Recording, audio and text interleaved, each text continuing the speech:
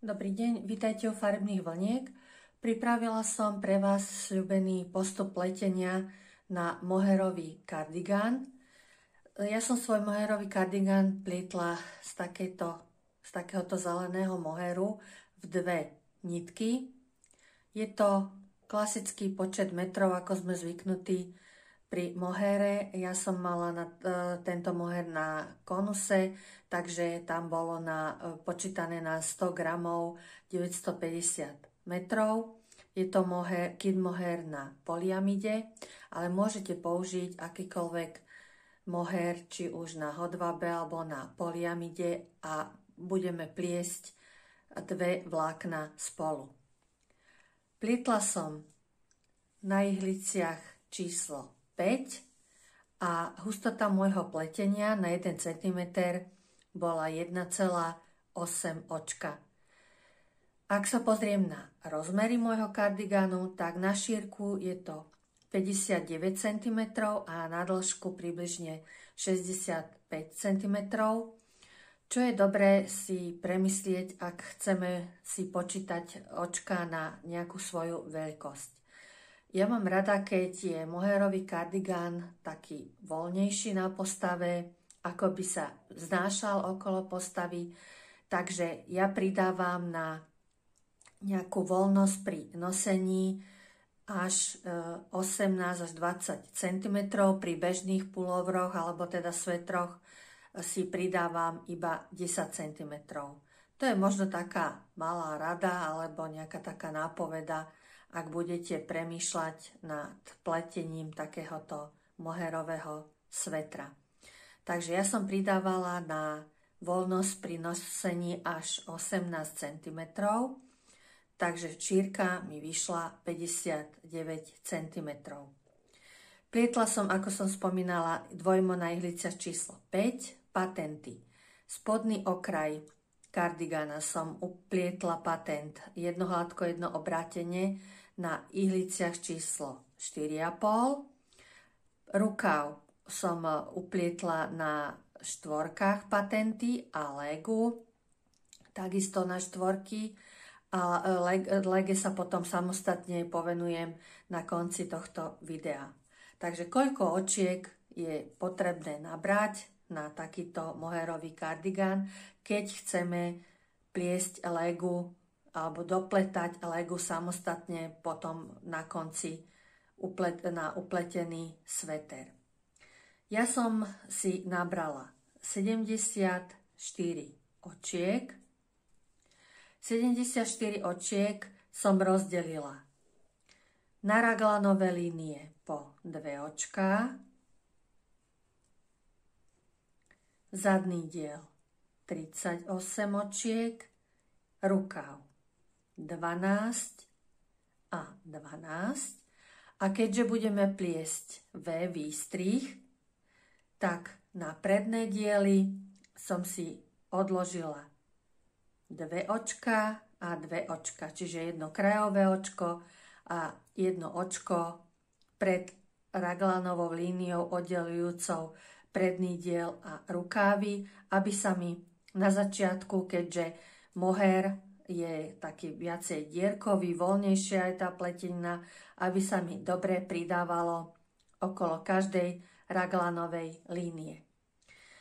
Pridávala som okolo každej raglanovej línie v každom lícovom riadku, takže začala som v tomto mieste a išla som pridávanie okolo každej raglanovej línie, preplietla som očka rukáva, raglanová línia oddelujúca pravý rukáv a zadný diel, takisto pridávame, prepletieme 38 očiek zadného dielu, znovu pridávame 12 očiek rukáva a tu pridávame posledná raglanová línia oddelujúca ľavý rukáv a predný diel. Takže tu je predný diel. Aby sa nám tvoril V výstrih, potrebujeme pridávať v určitom tempe, aby sme dosiahli potom tú šírku predného dielu mínus, ja som zvyknutá, ak sa pozrieme na legu, na gombiky, tak jedna časť jednej polovičky predného dielu prekrýva druhú časť, takže pridávam na V výstrih menej o jednu tú šírku pletenej legy, ktorú budem dopletať na konci, na ktorej budú gombikové dierky a gombiky. Takže pridávať tu na predné diely budeme 15 krát z každej strany, a to každý druhý lícový riadok, pretože chcem, aby ten V výstrih bol taký hlbší. Niekto pridáva hneď od začiatku, ako začneme pliesť vlastne sveter a pridávame okolo raglanových línií. Ja si vždy ešte v tomto mieste nechám približne 2 až 3 cm pletené rovno, bez pridávania tu na V výstrih, aby táto časť potom bola tak peknejšie prechádzala, čo sa týka toho výstrihu, na rukávy a zadný diel. Môžete vyskúšať, či sa vám bude páčiť tak, že si vynecháte najskôr 2 cm a budete pridávať iba okolo raglanových línií a po tých 2-3 cm začnete pridávať aj na predné diely, na rozšírenie, na V výstrih. Takže na V výstrih som pridala 15 krát každý druhý lícový riadok. Z jednej strany 15 krát z druhej strany. Čo sa týka raglanových línií, pridávanie na rozširovanie rukáva a zadného dielu som pridávala. Takže môžeme si poznačiť, že raglanová línia, pridávala som 30 krát každý druhý riadok. Takže nepomýliť sa okolo raglanových línií. Vlastne každý lícový riadok, lebo rubovým som sa vrátila, takže každý lícový riadok okolo každej raglanovej línie a na V výstrih každý druhý lícový riadok, aby sme mali ten V výstrih taký hlbší. Ak niekto bude chcieť V výstrih viacej pri krku, môže pridávať v každom lícovom riadku na V výstrih. Takže 30 krát som pridávala každý lícový riadok. Až som sa potom dostala na počet očiek. Rukáv som mala. Keď som chcela oddelovať už potom rukávy a zadný diel, predný diel na samostatné časti, takže na rukáv som potom mala 12 očiek, ktoré boli na začiatku, plus pridala som okolo týchto dvoch raglanových línií 2-krát 30 očiek, plus z každej raglanovej línie som jedno očko odobrala a pridala k rukávu, ktorý som si zatiaľ odložila na pomocnú nitku. Takže napíšem 2 očká z raglanovej línie, takže spolu som na rukáv odložila 74 očiek. Na zadný diel 38 očiek sme mali na začiatku, plus 2-krát 30 očiek som pridala okolo každej raglanovej línie, plus 2 očka z raglanových línií, ktoré mi oddelovali zadný diel a rukávy. Takže spolu na zadný diel som mala odložených 100 očiek. Na predný diel mala som 2 očka z každej strany, keď som si nabrala na začiatku 74 očiek, takže môžem napísať, že 2 a 2 očka som mala na začiatku, potom som pridala v každom druhom lícovom riadku 2 razy po 15 očiek, čiže 2 krát 15, plus okolo každej raglanovej línie sa mi postupne pridalo 30 a 30 očiek. A ešte tieto dve očka, jedno očko z tejto raglanovej línie, jedno z tejto, ktoré mi zostali, keď som oddelila rukávy. Takže dve očka z raglanovej línie spolu 96 očiek. Takže ak sa pozrieme potom na rukávy, ktoré si oddelíme každý na samostatnú nitku, budem mať 74 očiek a na zadný diel 100 očiek, na predný diel 96 očiek. Keď sa pozrieme teda na trup, aby sme mohli zadný diel a predné diely spojiť do kruhu, potrebujeme ešte tu pod každým rukávom dobrať očká na prieramky. Teória pletenia raglánu nám hovorí, že na tieto prieramky pridávame 8% z počtu očiek, ktoré potrebujeme na svoj obvod hrude. Takže u mňa to vychádza, že potrebujem pridať 14 očiek na prieramky, ale 14 očiek je už počítaných 7 a 7, čiže už na 2 prieramky. Takže 7 plus 7. 7 bude tu na prieramok a 7 bude z tejto strany na prieramok. Takže trup mi potom bude tvoriť počet očiek. Na prieramky 14 plus 100 očiek máme zo zadného dielu a 96 očiek z predného dielu. Takže spolu to je 210 očiek nám bude tvoriť trup toho kardiganu, ktorý budeme pliesť na potrebnú dĺžku, ako si vyberieme.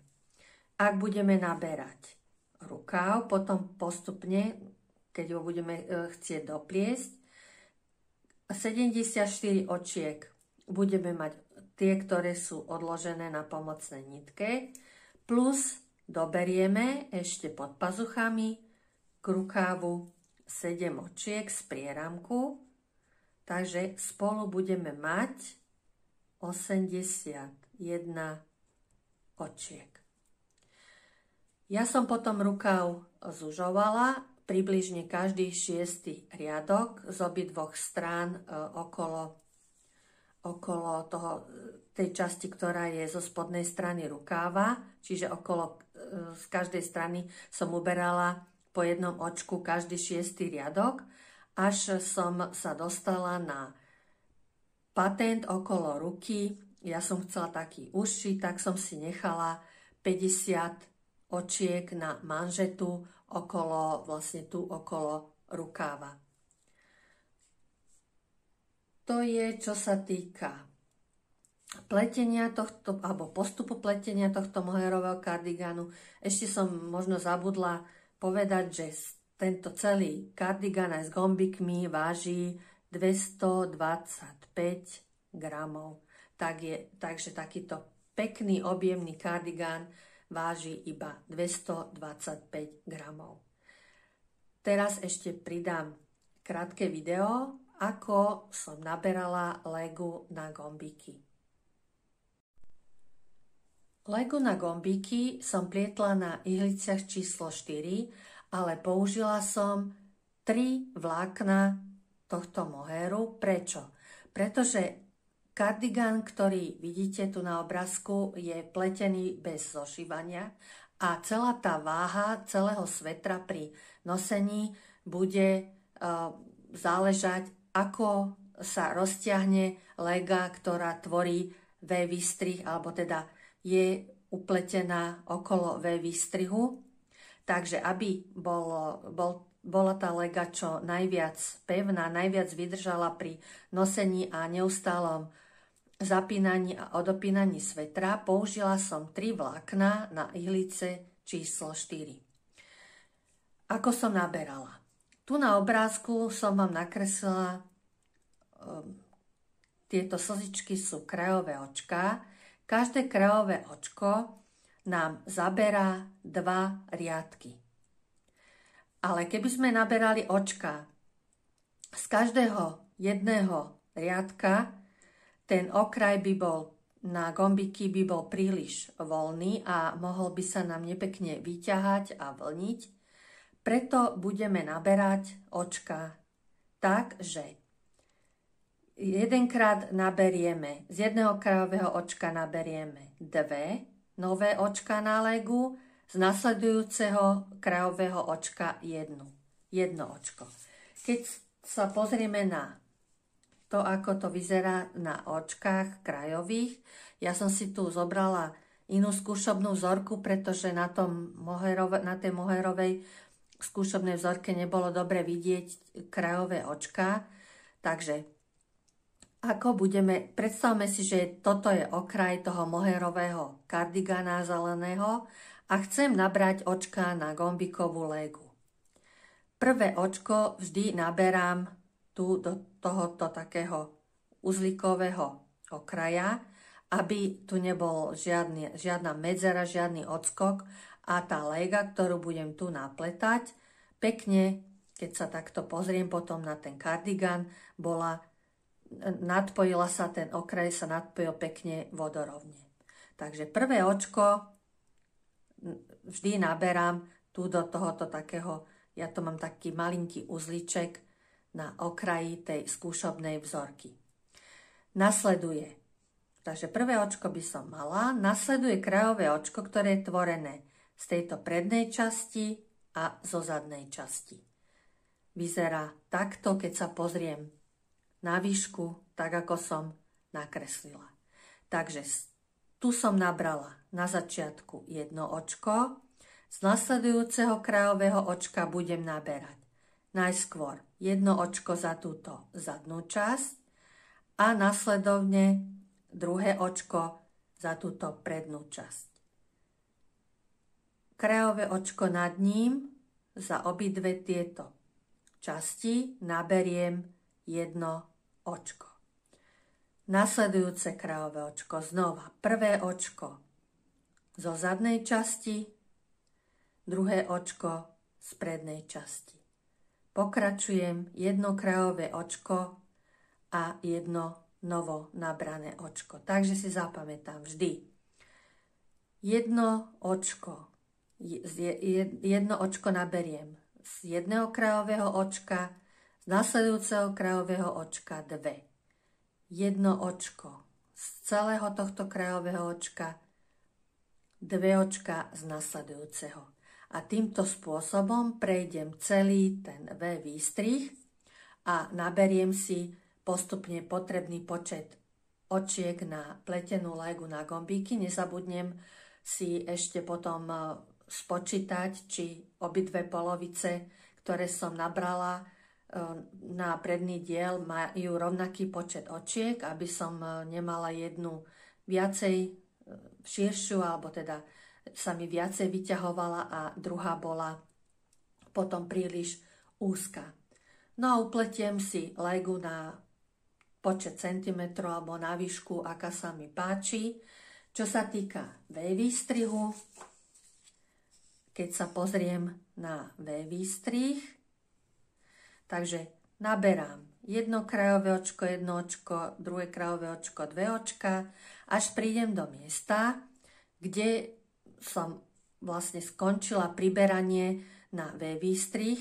V tomto bode, ja si ho vždy, keď dokončím toto pridávanie na V výstrih, označím značkovačom, aby som napríklad pri tom mohéri videla, kde presne som skončila pridávanie na V výstrih. A v tomto mieste, aby sa mi zagulátil alebo zaokrúhlil ten výstrih, naberám 2 až 3 očka v závislosti od toho, hrubá je niť. To sa týka akéhokoľvek pletenia kardiganu s výstrihom, či už je to bavlna alebo hrubá vlna. 2 až 3 očka do jedného bodu naberiem, aby sa mi tu vytvoril taký ten pekný špic, ten V výstrih. Takže verím, že som zodpovedala všetky vaše možno otázky alebo myšlienky na to, ako pliesť kardigán z moheru. Ďakujem, že ste si moje video pozreli. Verím, že som vás nejako inšpirovala, motivovala vyskúšať pliesť z moheru a teším sa niekedy na budúce. Dovidenia.